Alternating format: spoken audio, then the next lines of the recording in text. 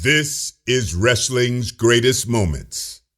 Hey now, wrestling fans. It's time for another episode of Wrestling's Greatest Moments. Wrestling fans know there are some certainties in the grappling game, such as every contract signing ends in chaos, and any celebration will be spoiled. Another is that if there's a briefcase, chances are it's packed with cash, and said cash will lead to someone getting beat down or betrayed. Sit back as Wrestling's Greatest Moments looks at briefcases, betrayals, bounties, and beatdowns. Before we get started though, don't forget to subscribe to our channel and hit that notification bell so you don't miss a single video. In 1983, Harley Race captured the NWA World Heavyweight Championship from Nature Boy Ric Flair. Flair wasted no time working to regain the title, coming closer with every challenge. Race proceeded to do what any wise heel would do. He put a bounty on Flair's head, offering a briefcase filled with $25,000 in cold hard cash to whoever took Flair out of wrestling. Flair was nonplussed as he focused on toppling Race. Flair dodged the bounty-fed bullets until his luck ran out during a TV match against Harley Race when heel wrestler Dick Slater showed up. Fortunately, babyface Cowboy Bob Orton Jr. arrived to save the day. Orton gave Flair the OK sign and stood on the top rope, ready to take out Slater, as Flair locked Race in the figure four leg lock.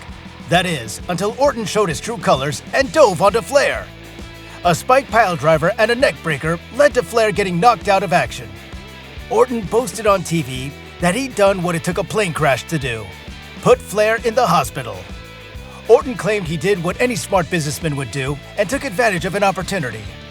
Doctors warned Flair he couldn't wrestle again, and Harley Race happily rewarded the heels. Naturally, this was just the beginning, as Flair did recover, fighting Race in a steel cage match at the first Starrcade and regaining the title. Nature Boy Ric Flair was familiar with bounties, as he'd placed one on a wrestler several years before Race's bounty. In 1978, Flair began feuding with former tag team partner Blackjack Mulligan after they worked a legendary angle, nicknamed the Hat and the Robe. After Mulligan socked Flair during an episode of Mid-Atlantic Championship Wrestling, Flair got revenge by destroying Mulligan's prized cowboy hat, a gift from Willie Nelson and Waylon Jennings. Mulligan got his own revenge when he tore up one of Flair's lavish ring robes, leading to Flair offering $10,000 to anyone who took Mulligan out of wrestling.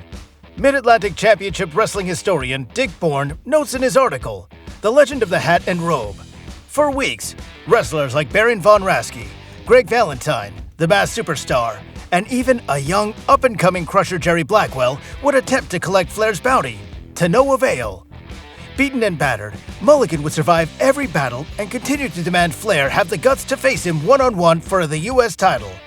But Flair still refused to sign for a title defense. Mulligan would thwart the bounty hunters and eventually receive title shots against Flair. However, despite Blackjack's best efforts, Flair would slip away with the title. One of wrestling's cleverest bounty storylines took place in Championship Wrestling from Florida during the early 1980s. There, heel manager James J. Dillon revealed that rumor had it that a person unknown was offering $1,100 for every bone broken in babyface wrestler Barry Windham's body. Earlier in the show, Jake the Snake Roberts attacked Windham after a time-limit draw, breaking Windham's nose after a knee lift sent Windham face-first through a wooden panel. As noted in the book Wrestling's Greatest Moments, when it came time to collect, the mystery man was revealed as Windham's tag team partner, Kevin Sullivan. This fueled the incredible storyline involving Kevin Sullivan and his Army of Darkness. Check out our The Fiend in Florida video for more about Sullivan's storyline. When Paul, Mr. Wonderful Orndorff lost in the main event at WrestleMania, there was confusion about who to blame. Orndorff had teamed with Rowdy Roddy Piper to battle Hulk Hogan and TV celebrity Mr. T, only for Cowboy Bob Orton Jr. to strike Orndorff with his forearm cast, KOing him inadvertently. At the time, Orndorff was managed by Bobby the Brain Heenan, who had quite the revelation during an appearance on Primetime Wrestling. There, host Vince McMahon questioned the Brain about what happened and who was responsible for Orndorff's loss. Heenan revealed that he'd met with Orndorff's tag team partner Rowdy Roddy Piper the morning before the pay-per-view to discuss strategy. Orndorff asked why he wasn't included, and Heenan attempted to weasel his way out of why he hadn't called Mr. Wonderful. Always the hothead, Orndorff lost his temper and fired Heenan on the air. Heenan was furious at being fired and offered $25,000 to anyone who took out Mr. Wonderful. This led to wrestlers trying, but always failing to put Orndorff out of action. Eventually, Heenan upped the bounty to $50,000. Sweetening the pot brought in more wrestlers with dreams of taking Mr. Wonderful out. But no one could collect on the bounty. Ironically, Mr. Wonderful rejoined Heenan the following year after he turned heel on Hulk Hogan. One of the best cash-infused betrayals occurred when heel manager Paul Jones bribed Manny Fernandez to turn on his tag team partner Jimmy Boogie Woogie Man Valiant. Jones was locked in what seemed like an eternal feud with Valiant, with Jones sending various heels to make the boy from New York City's life miserable, if not rid the wrestling world of him. Jones, a talented wrestler during his heyday, was one of wrestling's oddest managers. At the time, he wore a quasi-military outfit that played off his uncanny resemblance to Adolf Hitler. Not since the Three Stooges' Moe Howard impersonated Uncle Adolf had someone so resembled Austria's notorious paper hanger. What was so special about this angle was that Valiant and Fernandez were in the ring, ready to wrestle Jones's team of Shaska Whatley and Baron von Raschke, when Paul offered the briefcase full of cash. Manny checked it out as Valiant laughed at the idea of Fernandez agreeing to turn heel for mere money. The joke was on Jimmy as Fernandez clocked him with the briefcase and joined forces with Jones, eventually winning the NWA World Tag Team Championship with Rick Rude. 1988's Great American Bash pay-per-view featured another instance of the love of money being the root of all evil. One of the biggest matches on the card was Dusty Rhodes challenging Barry Windham for the United States Championship. Windham, whose heel turn and new alliance with the Four Horsemen led to one of his most successful runs, was feuding with the American Dream.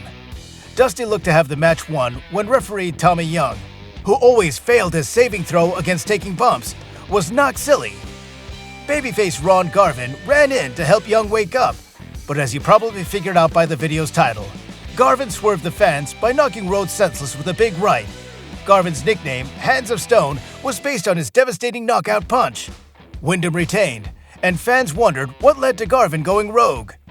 They quickly learned when a video aired showing Garvin celebrating with his new friend, a briefcase full of cash, and his new manager, Gary Hart. In 2003, Bill Goldberg defeated Triple H for the World Heavyweight Championship. But as fans learned, Triple H was intent on getting the belt he fought so hard to keep. In a classic promo, Triple H asked Goldberg if he was starting to realize that staying on top of the mountain was tougher than reaching it. The Game vowed to get his title back from Goldberg, and said while Bill was on a learning curve, he decided to speed up that learning curve, offering $100,000 to anyone who put Goldberg on the shelf. Helmsley said he didn't care where it happened, at the parking lot, a gas station, or in the ring. Man or woman, the money was available to anyone who took out Goldberg. Eventually, Triple H's Evolution partner took Goldberg out, but as often happens with kayfabe injuries, Goldberg returned to action. So what are your favorite angles involving briefcases, beatdowns, bounties, and betrayals? Did we miss any of your favorites? Share your thoughts in the comments section, and let us know if there are any videos you'd like Wrestling's Greatest Moments to cover. In the meantime, subscribe to our channel, follow us on X and Instagram, and spread the good news about Wrestling's Greatest Moments, the channel that celebrates the squared circle.